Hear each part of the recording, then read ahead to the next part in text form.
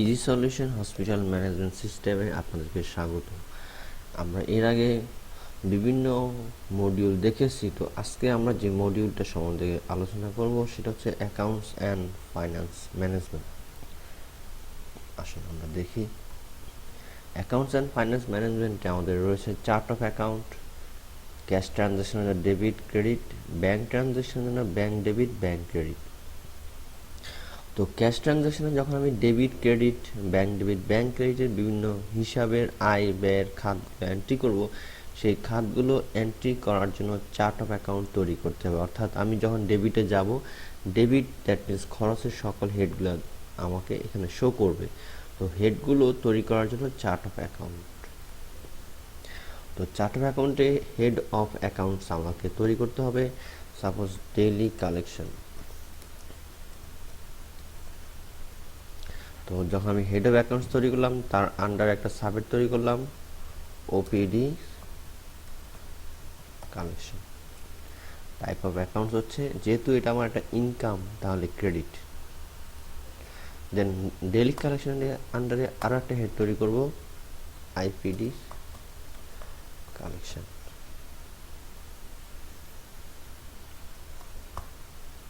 এটা হচ্ছে আমার ক্রেডিট। এখানে লক্ষণীয় বিষয়, আমি কিন্তু head of account daily collection একটাই করেছি, তার আন্ডারে sub account that means OPD collection IPD collection দিয়েছি। তো আমি যখন লেজার দেখব ডেইলি কালেকশনে, তাহলে সেক্ষেত্রে ওপিডি এবং আইপিডি কালেকশন দুটি একসাথে যোগ হয়ে আসবে। অর্থাৎ হেডের আন্ডারে সাবের যা থাকবে সব লেজারে অটো চলে আসবে।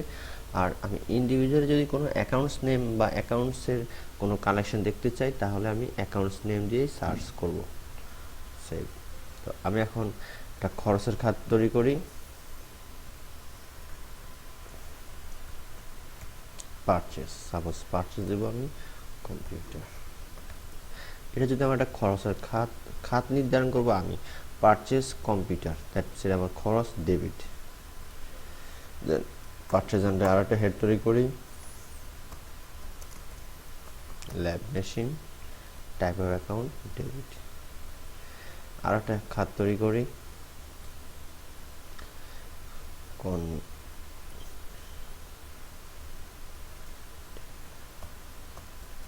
এন্টারটেনমেন্ট বিল।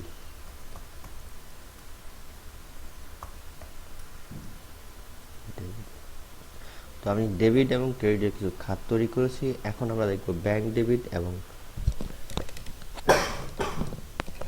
ব্যাংক ক্রেডিটের বিভিন্ন খাতগুলো দেখব। দেন হেড অফ অ্যাকাউন্টস আমি দিলাম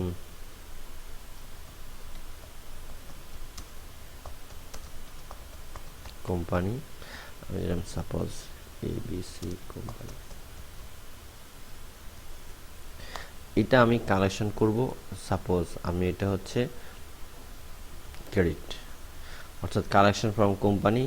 এটা আমি ব্যাংক ক্রেডিট, দ্যাট মিনস ব্যাংকে এই কালেকশনটা, যদি কোনো ব্যাংকে কোনো কালেকশন আমি শো করাতে চাই, সেক্ষেত্রে bank credit. That means collection from company, আমি কোনো কোম্পানি থেকে কালেকশন করব, এবিসি কোম্পানি থেকে, সেটা কিসের মাধ্যমে করব, যেহেতু ব্যাংক ক্রেডিট অর্থাৎ চেকের মাধ্যমে ব্যাংকে কালেকশন করব। আরেকটা তৈরি করি,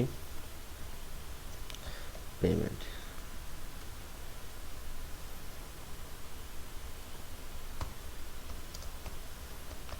আমি আরেকটা হেড তৈরি করতেছি, পেমেন্ট ইউএসডি মেশিন, অর্থাৎ আমি একটা ইউএসডি মেশিন কিনবো, হেড অফ অ্যাকাউন্ট পেমেন্ট।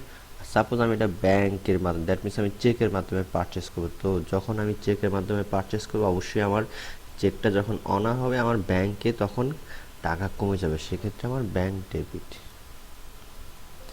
আমরা কিছু ব্যাংকের হেডগুলো তৈরি করেছি। তো এখন আমি কিছু ট্রানজাকশন এন্ট্রি দিব। তাহলে সাপোজ আমি কিছু খরচের ট্রানজাকশন এন্ট্রি দিব, সেক্ষেত্রে ক্যাশ ট্রানজাকশন ডেবিট। এবং যখন যাব আমি হেড অফ অ্যাকাউন্টে যখন ক্লিক করব, শুধুমাত্র ডেবিটের দ্যাট মিনস খরচের খাতগুলো এখানে দেখাবে। Suppose purchase computer, paid to ES company, bring the amount, কি জন্য এটা পারচেস করলাম,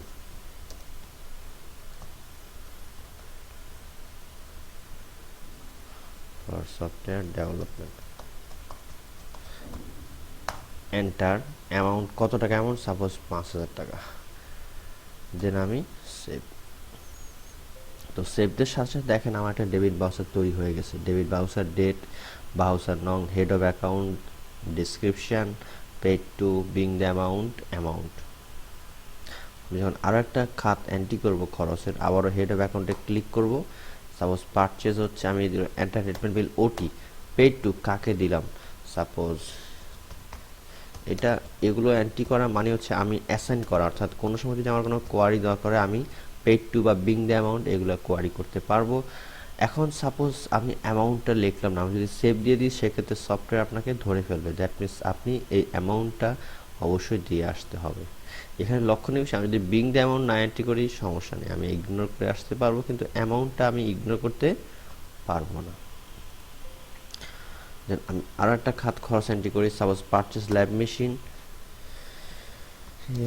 মেশিন। দেখেন যখন সেভ দিব আমার অটোমেটিক সেগুলো ভাউচারটা তৈরি হয়ে আসলো, অটোমেটিক ভাউচার সিরিয়াল তৈরি হয়। তো সাপোজ আমি 3 নম্বর ভাউচারটা কোনো কারণে ভুল করেছি, আমি এটা কীভাবে এটা এডিট করব। সাপোজ আমি এখানে বিং দ্য অ্যামাউন্ট লিখিনি বা টাকার অ্যামাউন্ট ভুল করেছি, সেক্ষেত্রে যদি কোনো ভাউচারকে আমি মডিফাই করতে চাই তাহলে ভাউচার নাম্বার সাপোজ 3, তাহলে আমি যাব সার্চ, সার্চ দিয়ে ভাউচারটা কোন ডেটের সেই ডেটটাকে আমি এন্ট্রি দিব। সাপোজ ভাউচার নাম্বার হচ্ছে 23/03/2016 শো। দেন ভাউচার সবগুলো কিন্তু আমার চলে আসলো। আমি কি করব, আমি অ্যামাউন্ট ট্রিগারে ক্লিক করে ডাউন অ্যারো প্রেস করব। দেখেন ডাউন অ্যারো যখন প্রেস করতেছি কন্টিনিউয়াসলি সবগুলোই দেখাচ্ছে। তো যেহেতু 3 নাম্বার চেঞ্জ করবো অ্যামাউন্টটি, আমি এটা দিয়ে 45 দিয়ে সেভ, তাহলে এটা আবার মডিফাই হয়ে গেল। এভাবে করে আমরা একটা এন্ট্রি ডাটা মডিফাই করতে পারবো। এখন সাপোজ আমি 23 তারিখের সকল ডাটা এন্ট্রি করলাম, এখন আমি ইচ্ছে করলে একটা একটা করে প্রিন্ট বাইর করতে পারি, অথবা আমি যদি চাই প্রিন্ট ডেট, সেক্ষেত্রে আমি যদি শুধু ডেটটা দিয়ে দেই তাহলে ওই ডেটের যতগুলো ভাউচার এন্ট্রি হয়েছে কন্টিনিউয়াসলি দেখেন নেক্সট পেজ প্রত্যেকটা ভাউচার এখানে চলে আসছে। এ হচ্ছে ডেবিট ভাউচার অর্থাৎ খরচের খাত। এখন আমি যাব ক্রেডিট, কিছু income, credit voucher. Head of অ্যাকাউন্টে ক্লিক করব, হেডগুলো চলে আসলো, এন্টার দিব। রিসিভ অ্যামাউন্ট কার্ড কোথা থেকে রিসিভ করলাম, বিং দ্য অ্যামাউন্ট কী জন্য এটা আমি রিসিভ করলাম, আমি এটা ইগনোর করলাম। দেন অ্যামাউন্ট সেভ, এটা ভাউচার, দ্যাট মিনস এটা ক্রেডিট ভাউচার হলো। ইনকাম আরও আমার আরও একটা ইনকাম, সাপোজ আমি আইপিডি থেকে কালেকশন করলাম 55, সাপোজ 1,23,000 টাকা, সেভ। এখানেও সেম, যদি আমি কোনো প্রিভিয়াস কোনো এন্ট্রি কোনো ভুল হয়ে গেলে যদি এডিট করতে চাই সেক্ষেত্রে সার্চ দিব, দিয়ে আমি ডেট দিব, যে ডেটের ডাটা দিয়ে শো অল, যেটা আমি এখান থেকে মডিফাই করতে পারবো। এখন আমার কিছু ব্যাংকে, দ্যাট মিনস ব্যাংক থেকে কোনো যদি খরচ হয় অর্থাৎ আমি যদি কাউকে চেক দিই, তো চেকটা তো আমার অবশ্যই ব্যাংক থেকে টাকাটা কমে যাবে, সেক্ষেত্রে হচ্ছে ব্যাংক ডেবিট।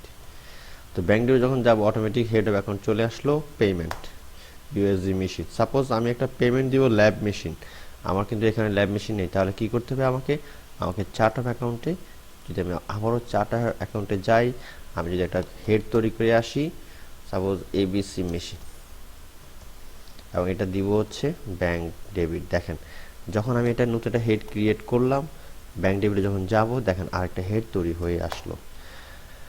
কোন চেকের আন্ডারে, আপনি এখানে যদি সেভ দেন দেখেন সেভটা নিবে না, অর্থাৎ চেক নাম্বার বাধ্যতামূলক, কোন চেকের আন্ডারে সেটা পাস হলো, বিং দ্য অ্যামাউন্ট কী জন্য,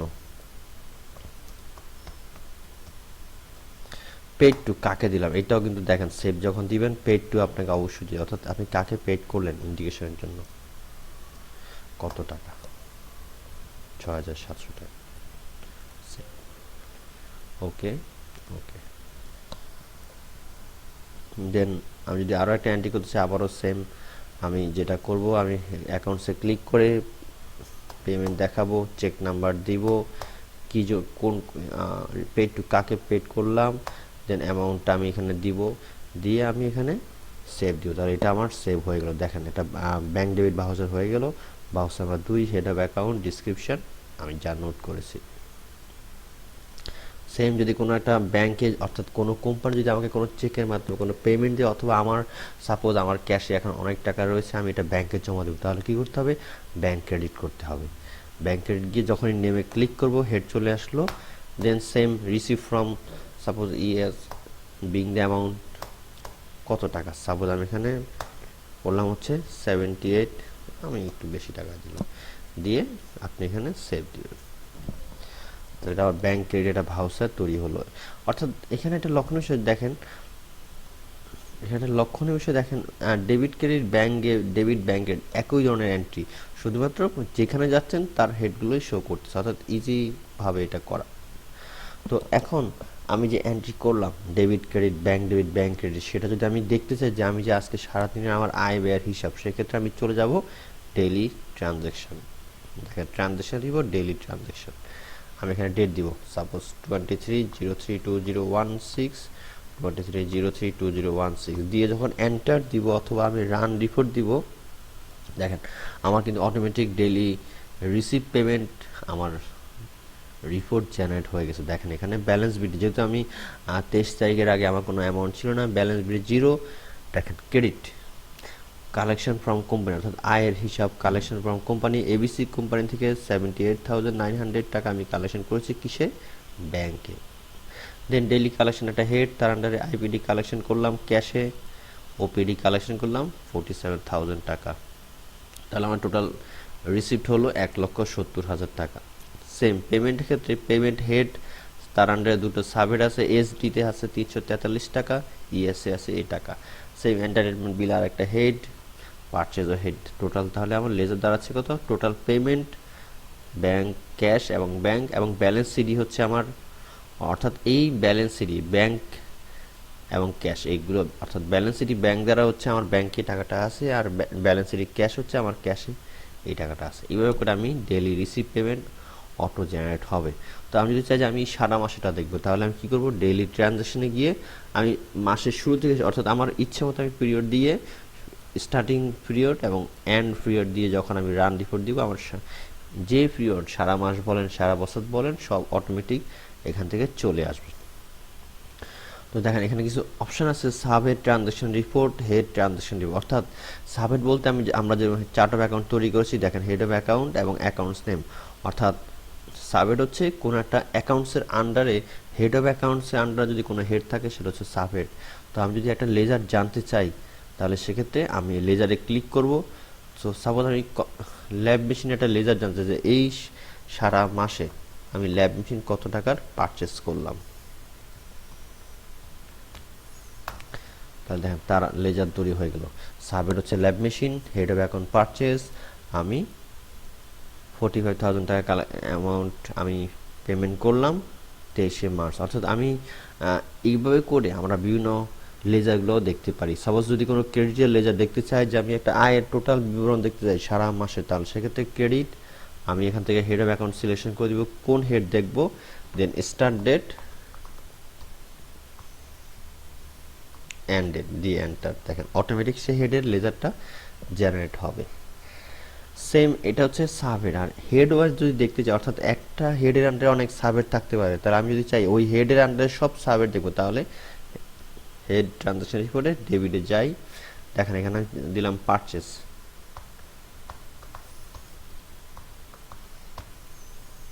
দেখেন পারচেস আন্ডারে কোনো হেড ওয়াইজ পেমেন্ট নাই, অর্থাৎ যদি থাকে অটো চলে আসবে।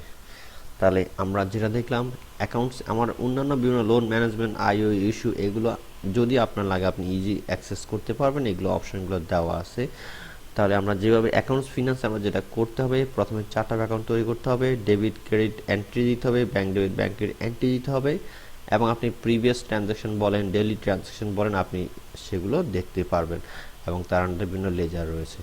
এই হচ্ছে accounts and finance management system. যদি কোনো আপনাদের হেল্প দরকার হয় আপনারা এই নাম্বারে যোগাযোগ করতে পারবেন। ধন্যবাদ অ্যাকাউন্টস অ্যান্ড ফিনান্স মডিউল থেকে। পরবর্তীতে আমরা আরও কিছু মডিউলের ভিডিও টিউটোরিয়াল দেখব। থাকার জন্য আপনাদেরকে ধন্যবাদ।